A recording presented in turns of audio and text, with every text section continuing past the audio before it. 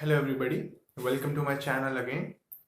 Okay, and today we are going to start about a new topic, okay, which is related to chemistry class 12th from the chapter coordination chemistry, and the topic is isomerism. And in isomerism we'll talk about geometrical isomerism and optical isomerism. So this isomerism part will be in two parts about stereoisomers. Okay, we'll talk about two stereoisomers, geometrical isomerism and optical isomerism.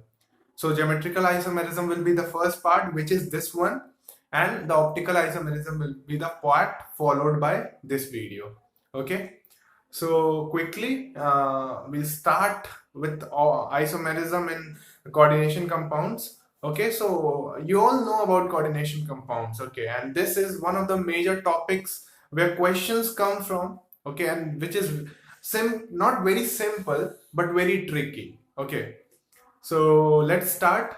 For this, you must have a basic idea about isomerism, and like what is isomerism, and what happens in isomerism. Okay, so you all might know the basic definition. Okay, the simplest form, explanation is like the same compounds but exist differently. Okay, exist differently. So we'll discuss about it. Okay, this is just a lame definition, just to give you an idea and get you warmed up about uh, geometrical isomerism in coordination chemistry. So I'll represent geometrical isomerism with GI. Okay. So now everywhere on this board, wherever you see GI, it will be geometrical isomerism.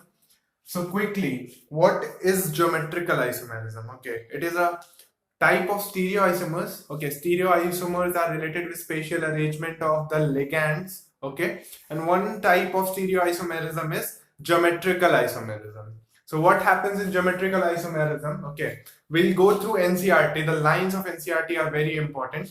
So, okay, so geometrical isomerism, it has been mentioned in NCERT that spatial arrangement, difference in spatial arrangement of ligands is gives constitutes geometrical isomerism. मतलब कि जो difference रहेगा ligands के positions में, ठीक है, around central metal atom, वही geometrical isomerism को राइज देगा. ठीक है, वही ज्योमेट्रिकल आइसोमेरिज्म बनाएगा.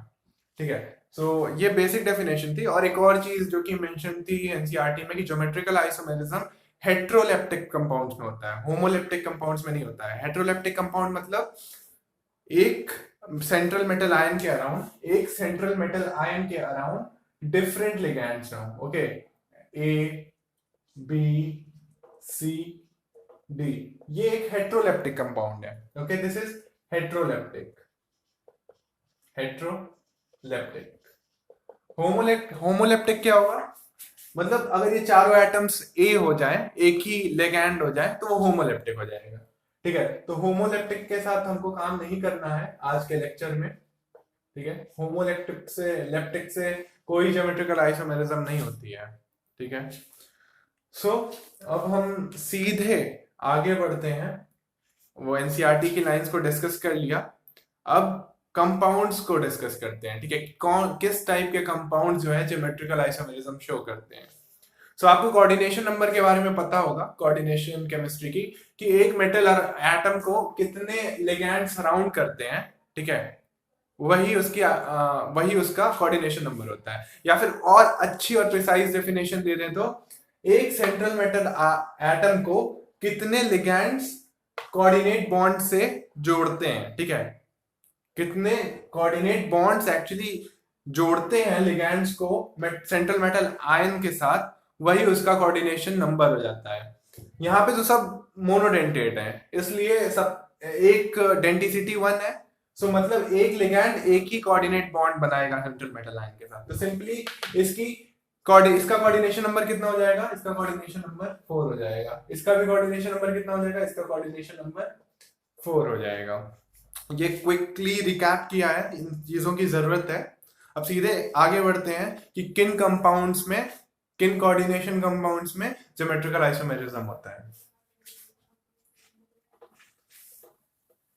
सो एनसीईआरटी की लाइन थी हेट्रोलेप्टिक कंपाउंड्स में होता है। तो पहले टाइप के देखिए, पहले मैं बता देता हूं कि ये ज्योमेट्रिकल आइसोमेरिज्म ना केवल कोऑर्डिनेशन नंबर 4 और कोऑर्डिनेशन नंबर 6 के कंपाउंड्स में होता है। तो यहाँ पे एक साइड में लिख लेते हैं कि किन कंपाउंड्स के बारे में, किस टाइप के कंपाउंड्स के बारे में डिस्कस करना है। सो कोऑर्डिनेशन नंबर 4 से रिलेटेड ज्योमेट्रिकल आइसोमेरिज्म के कंपाउंड्स होंगे इस टाइप के MX2L2, ठीक है, इस टाइप के कोऑर्डिनेशन कंपाउंड्स होंगे। फिर 4 से ही जुड़े हुए एक और टाइप का है जो कि एनसीईआरटी में ही मेंशन्ड है, वो है MABXL, ठीक है। ये कोऑर्डिनेशन नंबर 4 से जुड़े हुए ज्योमेट्रिकल आइसोमेरिज्म के कंपाउंड से जो एनसीईआरटी में मेंशन्ड है। और फिर कोऑर्डिनेशन नंबर 6 से जुड़े हुए कंपाउंड्स के बारे में बात करते हैं। उनमें आते हैं MX2L4, ठीक है, MX2L4। क्यों? क्योंकि 2 और 4 6 हो गया कोऑर्डिनेशन नंबर, तो 6 कोऑर्डिनेशन नंबर में ये कंपाउंड आता है। फिर एक और टाइप का कंपाउंड है जो कि बहुत ही इंपॉर्टेंट है, क्योंकि बहुत ही इंपॉर्टेंट है, और वो है MX2L-L2, ठीक है। अब मैं बता दूं जरा, यहाँ पे XLABXL जो बार बार आ रहा है, परेशान नहीं होना है, वो सिर्फ रिप्रेजेंटेशन है डिफरेंट टाइप ऑफ लिगैंड्स का, ठीक है। और क्यों ABCD नहीं लिया है और क्यों एक्सेल को यूज करना पड़ा है, उसके बारे में हम बात करेंगे, ठीक है। लेकिन वो उतना बड़ा मेजर कंसर्न नहीं है, उससे कोई प्रॉब्लम नहीं होने वाली है। आप सिर्फ इतना ध्यान रखो कि M यहाँ पे सेंट्रल मेटल एटम है, ओके। M जो है सेंट्रल मेटल एटम है, और बाकी जितने भी वेरिएबल्स हैं वो सब लिगैंड्स हैं, ठीक है। अब लिगैंड के बारे में बात करते हैं। यहाँ पे कोऑर्डिनेशन नंबर 4 में XLAB ये लिगैंड्स हैं, और यहाँ पे भी X और L लिगैंड्स हैं। तो ये जितने भी लिगैंड सिंपली एक अल्फाबेट के फॉर्म में लिखे हुए हैं वो मोनोडेंटेट हैं, ठीक है, मोनोडेंटेट है। लेकिन जो इस टाइप में लिखे हैं, ठीक है, ये जो है ना, ये बाइडेंटेट है, बाइडेंटेट, ठीक है। सो बेसिकली एक तरीके से आपको रिप्रेजेंटेशन बता दिया कि इस तरीके से कंपाउंड दिखेंगे। अब एक एक कैटेगरी को डिस्कस करते हैं कि क्यों ज्योमेट्रिकल आइसोमेरिज्म होती है, और फिर उसके बारे में उसका एक कंपाउंड देख लेंगे कि कौन सा कंपाउंड इस कैटेगरी में फॉल करता है, ठीक है।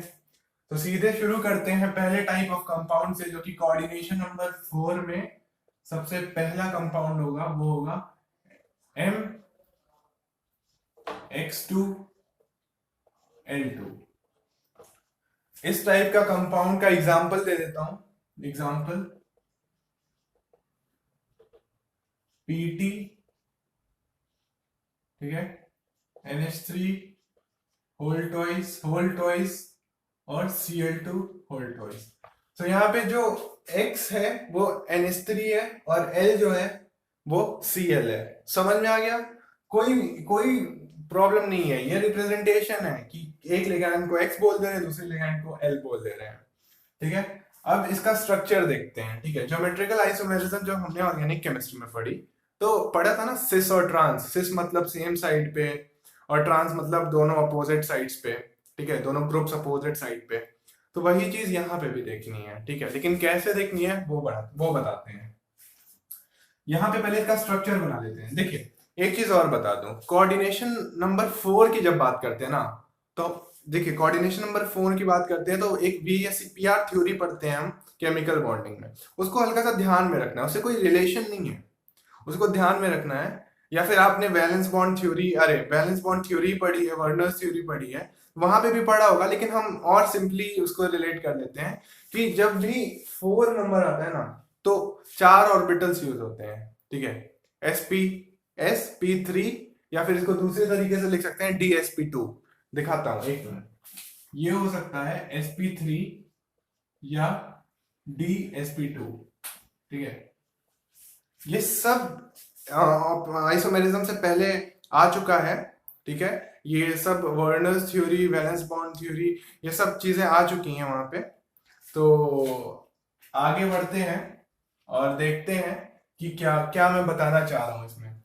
कभी भी sp3 का कंपाउंड ज्योमेट्रिकल आइसोमेरिज्म नहीं शो करता है, बिल्कुल नहीं शो करता है। sp3 का कंपाउंड ज्योमेट्रिकल आइसोमेरिज्म नहीं शो करता है। हमेशा कोऑर्डिनेशन नंबर 4 में dsp2 यानी कि स्क्वायर प्लेनर ही ज्योमेट्रिकल आइसोमेरिज्म शो करेगा, ज्योमेट्रिकल आइसोमेरिज्म शो करेगा।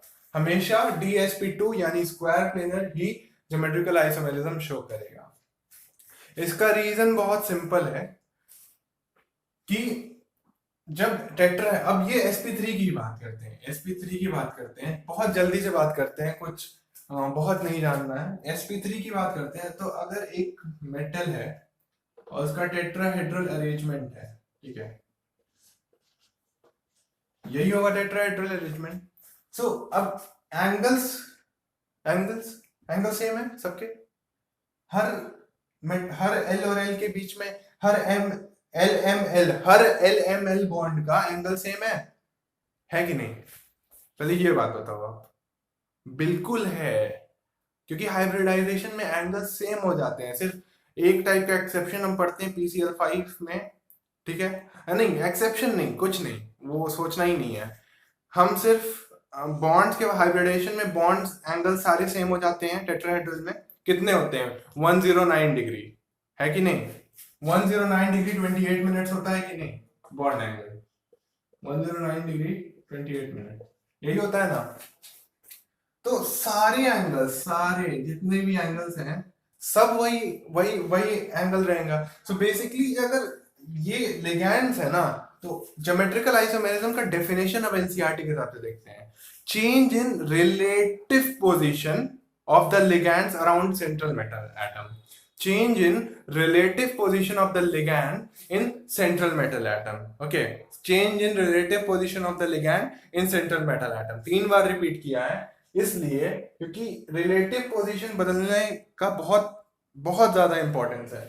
यहाँ पे इस एल को इधर लेते आओ, इसके साथ इंटरचेंज कर दो, कोई डिफरेंस आने वाला है? बिल्कुल नहीं आने वाला है।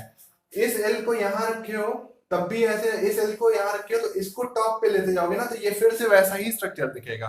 एक्चुअली ये बोर्ड पे 2D है, इसलिए प्रॉब्लम होती है। 3D में आप देखोगे तो टेट्राहेड्रल कैसे दिखता है? एक सेंट्रल मेटल एटम इधर है, ठीक है, मतलब अब दिखाने में बहुत प्रॉब्लम होगी, बट टेट्राहेड्रल कैसे होगा समझ रहे हो?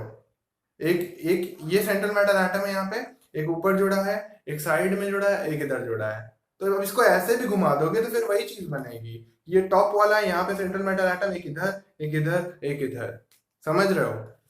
वही बात है। तो रिलेटिव पोजीशन चेंज नहीं होती, no change in relative position, बदलती ही नहीं है। रिलेटिव पोजीशन डजंट चेंज, ठीक है, चेंज ही नहीं होती है। इसलिए टेट्राहेड्रल कभी भी ज्योमेट्रिकल आइसोमेरिज्म नहीं शो करता है, ठीक है, ध्यान रहे, ये बात ध्यान रहे। टेट्राहेड्रल sp3 ज्योमेट्रिकल आइसोमेरिज्म नहीं शो करेगा, कभी नहीं शो करेगा, ठीक है। एक ये बात हो गई, ठीक है, तुरंत आगे बढ़ते हैं। हो गया? देख लो एक बार, पॉज कर लो, वीडियो देख लो, समझ लो, और उसके बाद हम फिर तुरंत आगे बढ़ते हैं, ठीक है, आगे बढ़ते हैं।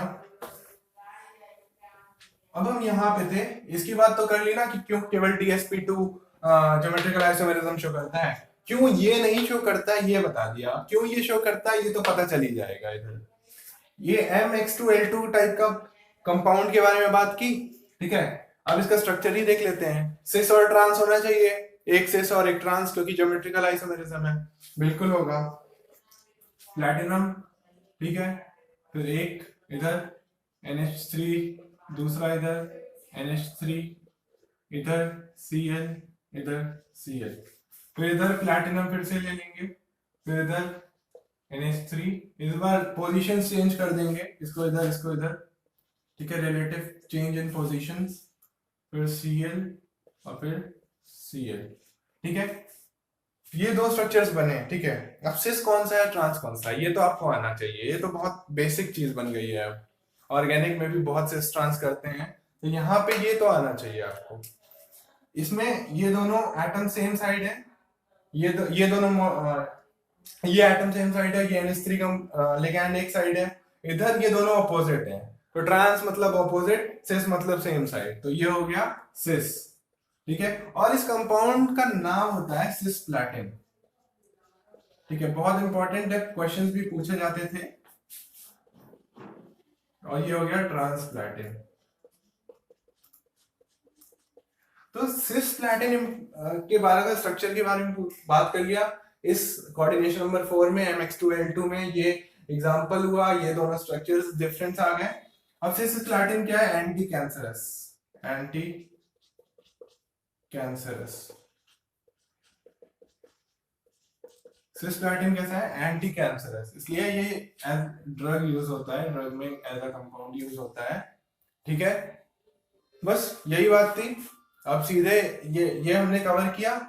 अब हम सीधे अगले हम क्या करेंगे? सीधे अगले लेवल की तरफ बढ़ेंगे। ठीक है, बेसिकली अगले टाइप की तरफ बढ़ेंगे। ये टाइप हो गया, अब अगला टाइप हमको कवर करना है, जो कि एनसीईआरटी में मेंशन्ड है। और ये टाइप भी काफी इंपॉर्टेंट है। ठीक है, क्योंकि एनसीईआरटी में मेंशन तो है, लेकिन इसके बारे में ज्यादा कुछ नहीं दिया है। सो आप एक बार देख लो, नोट कर लो, पॉज करके वापस समझ लो, फिर हम आगे बढ़ते हैं। ठीक है, तो अब अगला,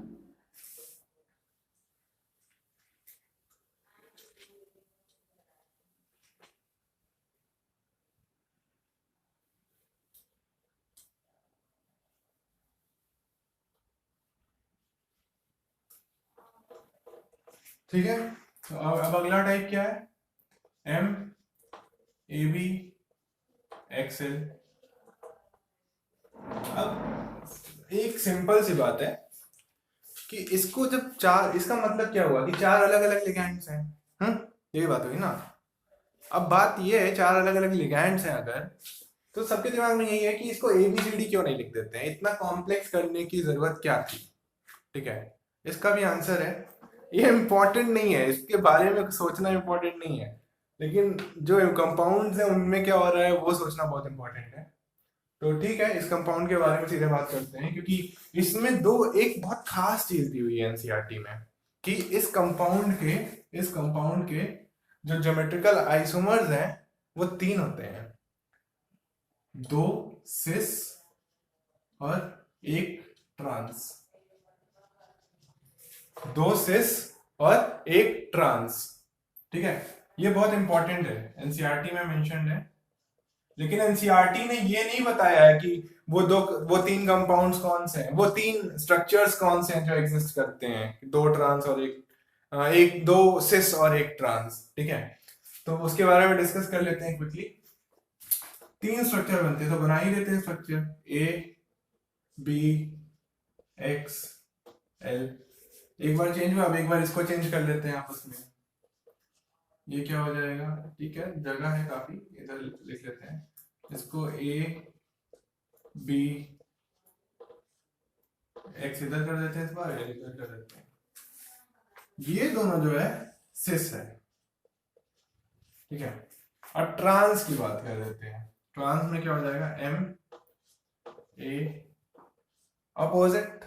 ट्रांस अपोजिट्स लेमली तो कह ही सकते हैं, समझने के लिए तो ये चीजें डाल ही सकते हैं अपने दिमाग में कि A के अपोजिट B लिख दो, X के अपोजिट L लिख दो, बस ये बन गया।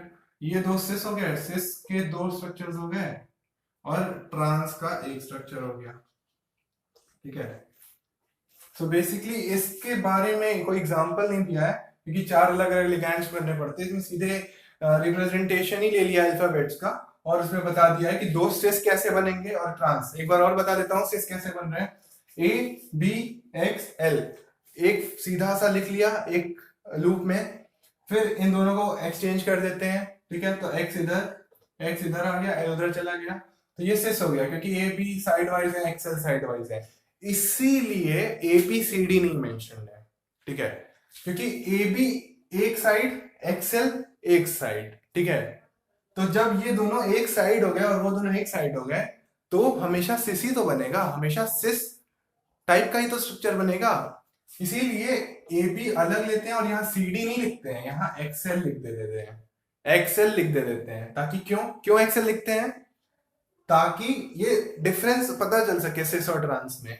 अब ये ए बी एक साइड है, एक्सएल दूसरे साइड है, तो ये सिस हो गया, अपने अपने साइड है ये लोग, ठीक है। ये भी सिस हो गया, ए बी से एक साइड एक्सएल, भले ही ये चेंज हुआ है लेकिन एक ही साइड तो है, अभी भी मेटल की इस साइड है।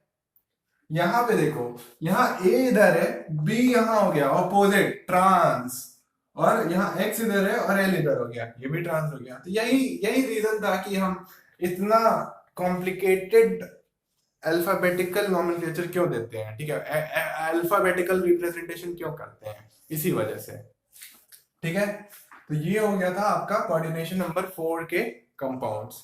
अब सीधे जंप करते हैं कोऑर्डिनेशन नंबर 6 में, ज्योमेट्रिकल आइसोमेरिज्म, ठीक है। तो इसमें ध्यान रखें, इसमें 2 ज्योमेट्रिकल आइसोमर्स नहीं होंगे, 3 होंगे, 2 सिस 1 ट्रांस, ओके। एनसीईआरटी में दिया हुआ है, सिर्फ इतनी सी बात एनसीईआरटी में दी हुई है, ये 3 चीज आप देख सकते हो, आप बना भी सकते हो, ठीक है। आप देख लो पॉज करके फिर से, और फिर हम आगे मूव ऑन करते हैं।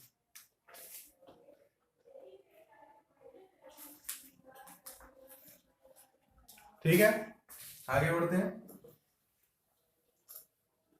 अब कोऑर्डिनेशन नंबर 4 का हमने सब कुछ निपटा लिया है। अब हम कोऑर्डिनेशन नंबर 6 की बात करेंगे, ठीक है। कोऑर्डिनेशन नंबर 6 की बात करेंगे, और 6 की बात करेंगे तो सबसे पहला कंपाउंड हम ये लेंगे, MX2L4, ठीक है। इस टाइप का कंपाउंड आ गया कोऑर्डिनेशन नंबर 6 में। अब इसका एक एग्जांपल ले लेते हैं, एग्जांपल ले लो भाई, ठीक है। एग्जांपल क्या लें, जैसे एनसीईआरटी में जो है वही एग्जांपल लेते हैं, ठीक है। फालतू में एक्स्ट्रा मतलब नहीं फंसते हैं किसी चीज में फिलहाल। एनसीईआरटी का ही एग्जांपल है कि कोबाल्ट है, ठीक है, सेंट्रल मेटल आयन, और फिर NH3 है, ठीक है, NH3 4 है, मतलब L है, NH3 है, और Cl2, ठीक है। ये है आपका कोऑर्डिनेशन नंबर 6 का एग्जांपल, इस टाइप का एग्जांपल, इस टाइप का ही एग्जांपल है ये। और अब इसका स्ट्रक्चर देख लेते हैं। इसमें एक सिस होगा और एक ट्रांस होगा, इसमें कोई इशू नहीं है। सिर्फ इसमें जो स्टार मार्क किया ना, इसमें है कि 2 सिस और 1 ट्रांस है। अब इसमें आ जाते हैं, इसमें केवल एक सिस और ट्रांस जल्दी से बनाते हैं। इस बार कोऑर्डिनेशन नंबर 6 है, तो इस बार कंपाउंड ऑक्टाहेड्रल बनेगा, ठीक है। तो उसमें कोई प्रॉब्लम नहीं होती है किसी को जल्दी, और अगर है तो देख लीजिए आप। सो यहाँ पे कोबाल्ट सेंट्रल मेटल आयन हुआ, ठीक है। अब पहले सिस बनाते हैं, पहले एक क्लोरीन यहाँ असाइन कर देते हैं, फिर 4 यहाँ इस कोने पे रहेंगे ना, एक क्लोरीन इधर ही दे दिए, फिर इधर एक NH3 आया, फिर इधर से एक NH3 आ जाएगा, फिर इधर से एक NH3 आ जाएगा, और फिर बचा एक और पोजीशन, ठीक है, और यहाँ पे NH3 आ जाएगा।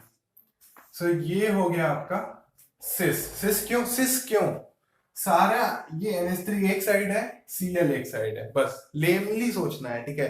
कोई ट्रिक वाइज भी यही है कि मतलब एक ही साइड है इसलिए सिस है, तो ये हो जाएगा सिस आपका, ठीक। और अब ट्रांस की बात करते हैं, ठीक है। ट्रांस में फिर कोबाल्ट सेंट्रल मेटल आयन, ठीक है। अब थोड़ा सा चेंजेस आते हैं, ठीक है।